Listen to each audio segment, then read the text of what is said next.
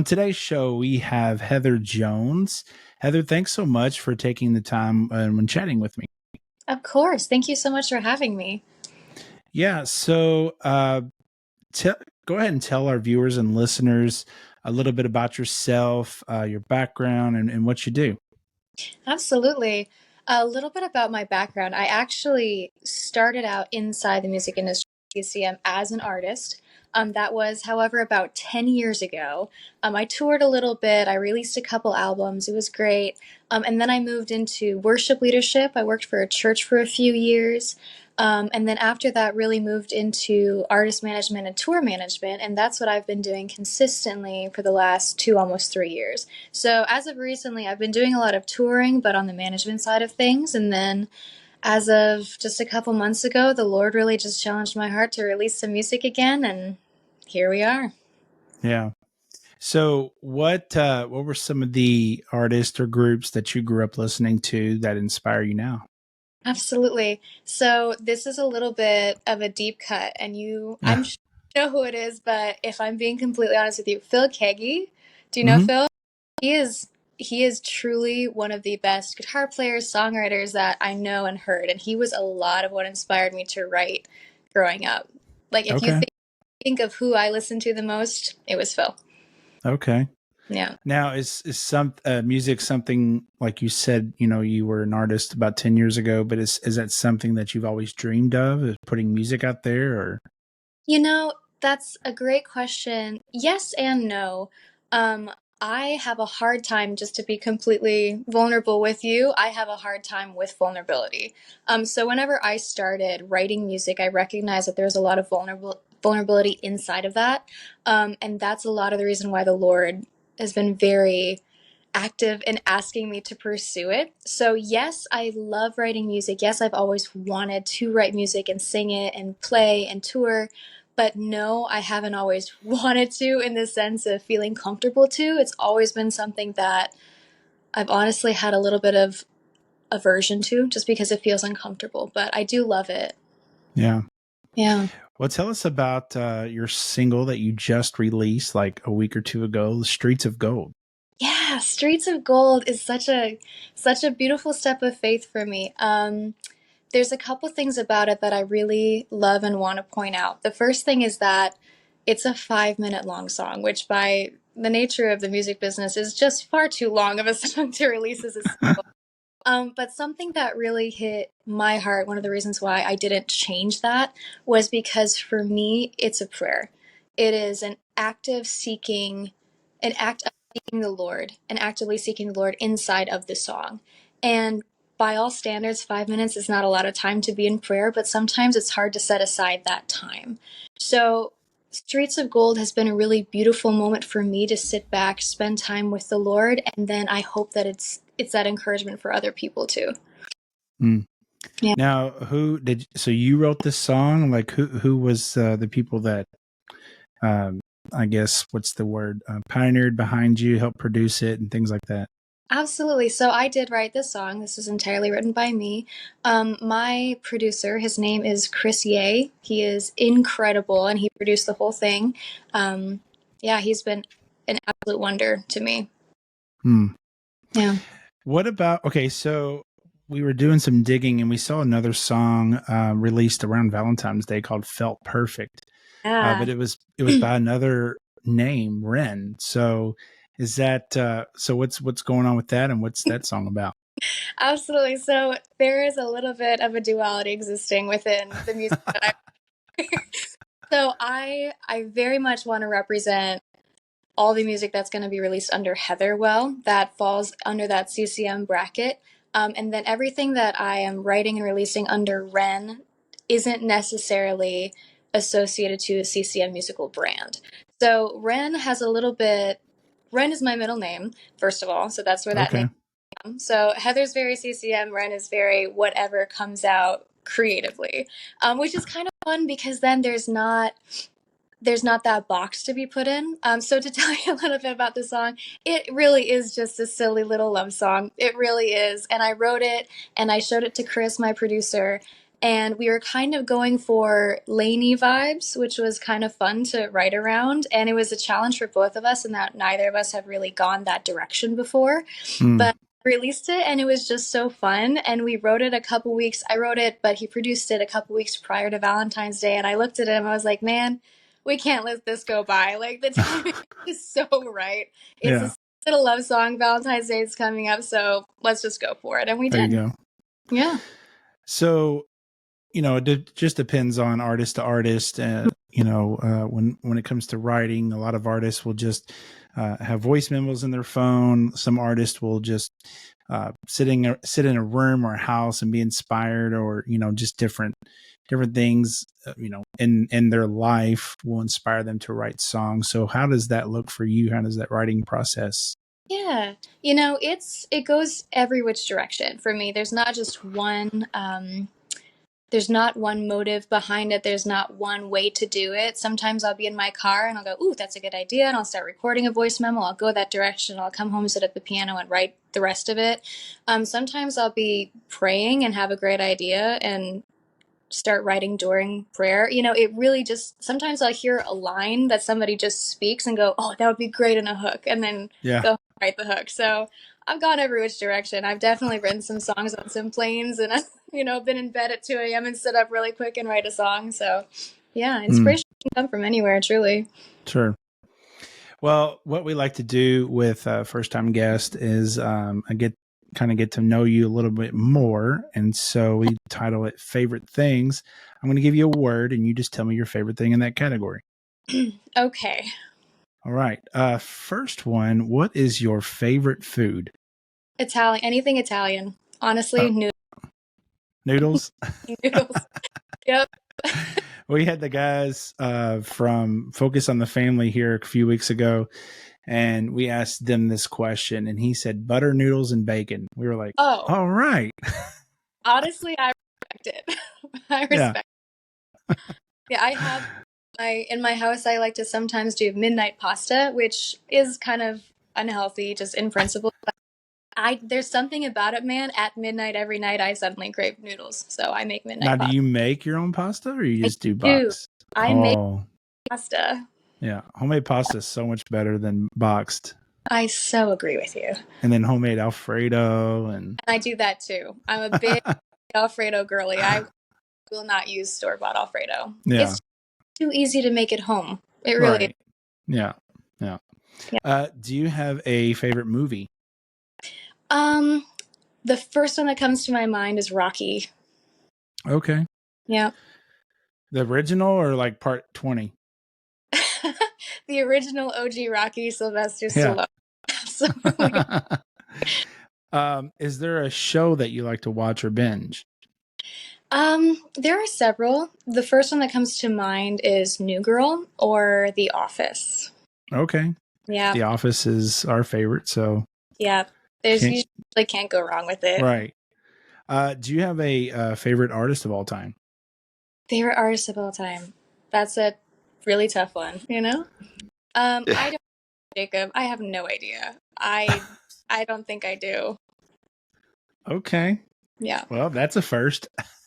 I'm sorry. No, that's not a first. I think that's happened quite a bit, actually. Favorite artist? Yeah. Or it's been like 8 different ones or 20 different ones. It's really hard to come up with a favorite. It's tough. It's like asking to pick your favorite child. I mean, especially songwriting. It's one of those things where you love so much about so many. Well, and you tour with a lot of them, so if you just pick one, you might offend the other. Trouble I'd get into. Do you have a dream duet, someone that you would love to sing with? I have so many people that I'd love to sing with, honestly. I'm actually on tour right now with CeCe Winans, and there's just something about how she's a queen, right? I think everybody would be there, so I'm just going to put her on my list. Yeah, we had her on a few weeks ago, and unfortunately, we only got to talk to her for about 20 minutes, but I was like, man, and she agreed. She was like, man, we could just sit here and talk about old school music and just everything. It was so much fun. And she's just genuinely one of the sweetest people I've ever met. I don't know. sure you had the same experience because she is just a queen. All right. Well, I'm jumping in right here. Let's go. Favorite ice cream flavor. Okay, it's boring, but it's vanilla. I am more of a toppings person than I am a flavor person. So with vanilla ice cream, you can put anything on top of it, and it's going to be good. That is true. See, we get vanilla, or a lot of people in Nashville, Franklin, will say a flavor from Jenny's. That checks out for sure. I don't have a flavor from Jenny's, but it's not my favorite. I always like vanilla. Yeah. Hitting Do you have points for me, like food and ice cream? I can talk about this all day. Oh yeah. No, I mean, what was it the other day? Someone said honey lavender ice cream.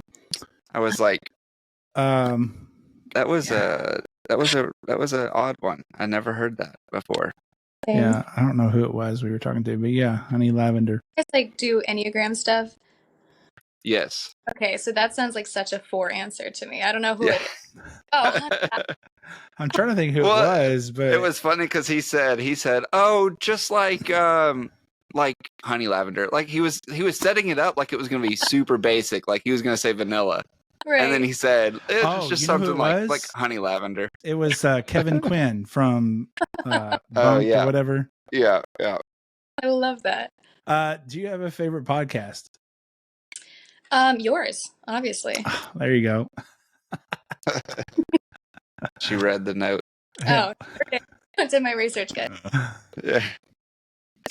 Do you have a favorite podcast or an audiobook? Some people are like, I don't really listen to podcasts. I'm not into audiobooks.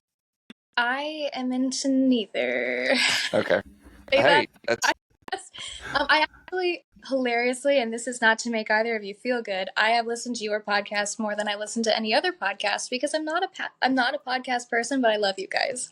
Yeah, no, we appreciate it. Definitely appreciate it. You're welcome. Subscribe today. Yeah. Hit that bell. Yeah. All right. Do you have a favorite Bible verse? And we know this can change and everything, but what's your current favorite Bible verse? Current favorite Bible verse? That's such a great question. I don't think I have a current. I'm going to go... Shoot. Again, it's another favorite child question. Yeah. You could just go very simple. Okay. Yeah, John 11:35. Jesus wept. Yeah, John 3:16. You know. Yeah. Philippians 4:13. Yeah, there you go. Jeremiah 29:11. Yeah. Very much. Just anything. Oh yeah. Yeah. I actually was reading this morning in Proverbs 17, and I'm not going to be able to quote it, but it really was. It hit me pretty hard in that just be honest with everything you do, everything you say. Be honest, be direct, and don't lie about anything because then you can't be trusted with anything. So while that is absolutely a paraphrase of Proverbs 17, that's what I'm going to go with today. That's the Gen Z version. Have you ever heard of that version? It's out. Is it actually? Uh-huh. It is. New It's Testament. an unofficial version of the Bible. It's Gen Z. No. I forgot the whole title of it, but yeah, it's yeah. So the sad part, or what? I guess I don't know if that makes me. I don't know, but anyways, someone read like a full chapter, or I looked it up and read a full chapter, and I was right there with it through the whole thing. Like I was like, I understand everything they're saying. And I was like, I don't know how that makes me feel. About this or yeah. I mean, I'm proud. That means anything. I mean, it was like looking back at it, you're like, wow, like I don't know how I understood everything that they just said because it was all like, Jesus was fronting and he got one of the verses was like the Pharisees were sus around Jesus and stuff like that. Yeah. It's that. Well, I haven't read that version yet, but it sounds great. Yeah, it is. It's definitely one to look out. One to look into. There's only one. It's only the New Testament though. It's not the Old Testament. Oh, okay. Well, reasonable. Sure. Yeah. All right. Well, you have passed the favorite things portion, so kudos to you. Thank you.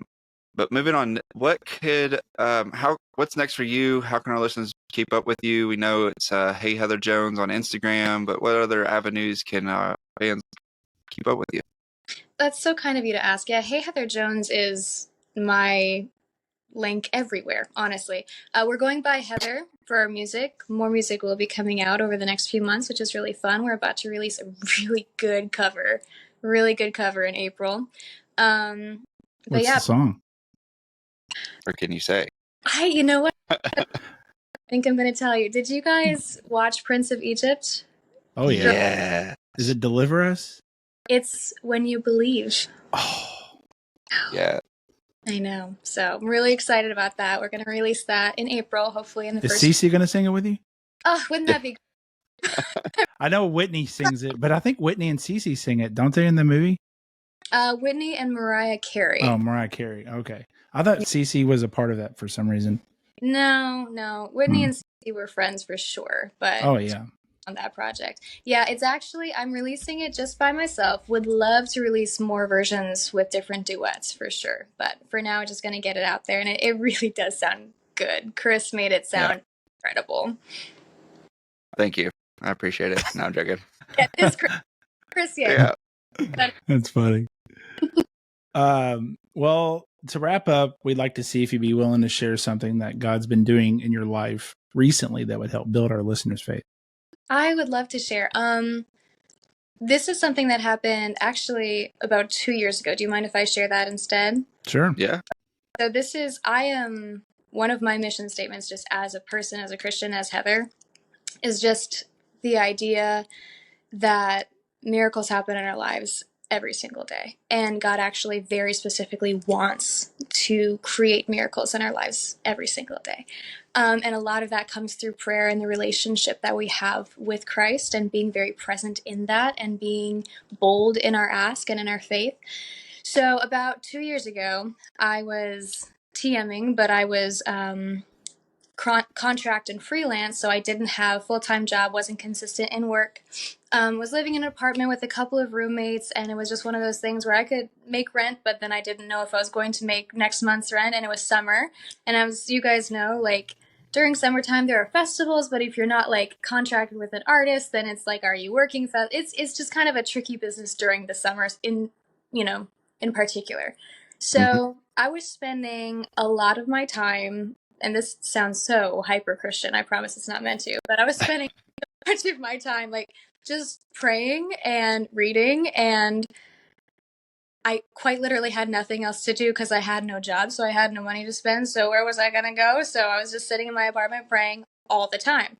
And I was going through this book, I don't know if you've heard of it, it's the 40-Day Prayer Challenge by Mark Batterson. He wrote The Circle Maker. Yep. Love that book if you get a chance, if you haven't already. But in there was just encouraging people to pray, to ask boldly, to include the Lord in like the daily ask. And as I was reading my Bible, as I was reading the devotional, I was like, you know what? This sounds very simple, but like God doesn't want me to be broke. God doesn't want me to not have a job. And I haven't asked him for one. I'm just sitting here going, oh, well, I hope I get a job. And I had exhausted all of my resources. I really had called everybody. I took everyone to coffee, but I didn't have anything lined up. So it's like, you know what, God, I haven't asked you yet, so I'm going to ask you. So, and this is a little bit of a long story, so I apologize. It's going to go on for just like a couple of minutes, but I promise it's worth it. So I was reading, and I made that recognition that the Lord really honors prayers that are set aside by days and times. You know, like the Israelites circled Jericho for 7 days. People pray for 40 days, 8 days. You know, it all has meaning, right? And I was praying, and I was like, okay, Lord, I want to take this seriously, and I want you to know that I want to take it seriously. So I'm going to pray for a certain amount of days and ask you to just make a miracle of it, because you have access to everyone and everything, and I don't. So I'm going to let you do this for me. So I remember I was journaling. I'm a big journaler. I was journaling, and I was like, okay, Lord, I want to pray for a certain amount of days, but I don't know how many days. So like, let me think about this for a second. I stepped away. I was like, okay, well, I'm not getting like a clear sense from you, so we're going to pick 7 and hope that that works. So let's go for 7 days. Day 1, start journaling. And in my prayer book, after I journaled, it actually shared the story of the Israelites circling Jericho for 7 days. I went back to my journal. I was like, thank you, Lord, for confirmation. Okay, 7 days is it. This is so exciting. Day 1 was complete. Day 2, I was praying, and you know the example in the Bible about laying out a fleece and how the fleece was dry and then the fleece was wet, right? And so the principle of like praying for a fleece whenever you're not asking God to prove himself to you, you're just asking for confirmation that you're going the right direction. So on day 2, I was like, Lord, I know that I need to lay out a fleece. I just don't know what that fleece is. And I was praying about it. And I was like, well, if I'm asking him to provide me a job, I had only gone on really long tours, really short. Like I don't have, sounds so silly, but I didn't have like a mid-sized suitcase. But also I had no job. So buying a suitcase, like wasting my money on something I didn't need, felt kind of stupid. But I was like, okay. Oh, you're good. You're good now. Can you hear me? Yep, okay, you're great. back. So I really want, okay, great. So I was like, Lord, I really want to lay out a fleece. I want to do something that makes me uncomfortable, right? And I said, okay, tomorrow I go to the store. I'm going to buy myself a suitcase, and it's going to be my faith case, right? And so on that third day, I got up. I went to, I think it was Gabe's. I went and I bought a suitcase. And as I was swiping my card, I got a phone call from somebody who I had worked with in management before. He said, hey, I've got a TM gig for you. It's like Christmas time, but would you be willing to consider? I was like, yes, absolutely. I want to do that. Thank you, Lord, so much for just giving me confirmation that I'm on the right track. I bought this faith case, and then the 4th day I was praying. I was so discouraged. Several things happened in my personal life that I was like, what am I doing here, right? The 5th day comes, and the Lord was like, how much faith do you have in me? How much trust do you have in me, right? And I was like, well, I'm trying to have faith, but it's really, really hard.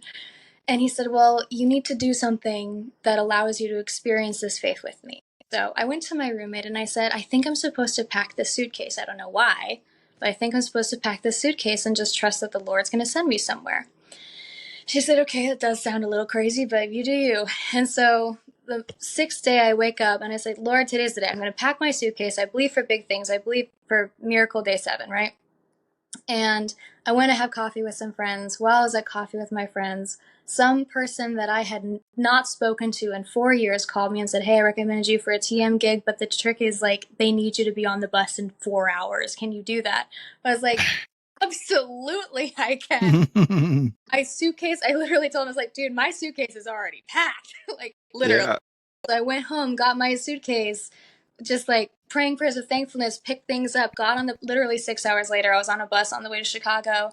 And on day 7, I woke up in Chicago with a gig. You know what I mean? It was just one of those things where I know that's just a long, convoluted story, but allowing the Lord to actually work through you, allowing yourself to take steps of faith, but like crazy big at's crazy, right? Yeah. And anything abnormal is normal to God because it's God. Are you praying God-sized prayers or are you praying human-sized prayers? When you pray God-sized prayers, he gets to be a God-sized God. And that's real. And we limit him by putting limitations on our life and on what we can see. So my encouragement for the longest story that I've ever shared, I'm so sorry. My encouragement to anybody listening is just the idea that when we actually take steps of faith, God can use us.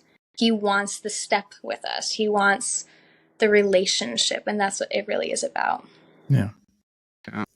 Those what was his name? Jim something. I can't think of his name right now, but he did the big, hairy, audacious prayers. Have you ever?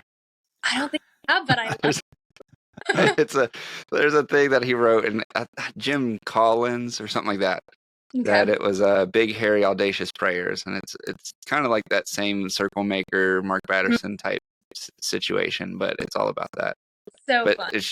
It's just, it's a lot different when you say it like big, hairy, audacious prayers. I love it. That's Yeah. Hairy. Well, Heather, thank you so much for taking the time and chatting with us. Your single Streets of Gold is out. Be looking out for Heather's new music coming out very soon in April. And yeah, just keep making pasta at midnight and keep rocking it. Thanks, guys. I really appreciate you.